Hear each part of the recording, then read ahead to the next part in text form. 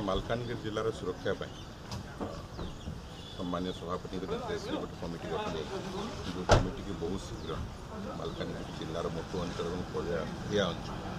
प्रभावित होता अंचल गस्त कर सविशेष तथ्य आनी सभापति निकट माने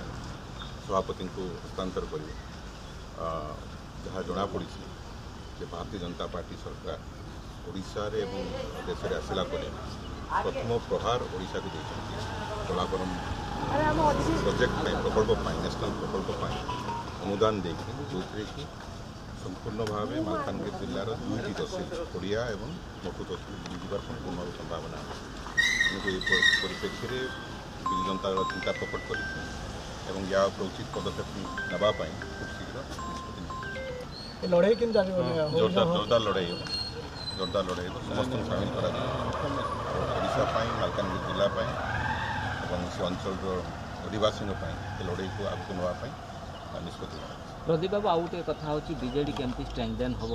गतकाली गोटे समन्वय कमिटी गठन कर देवी मिश्र को चेयरमैन दायित्व कमिटी केमती आगे बढ़ केमी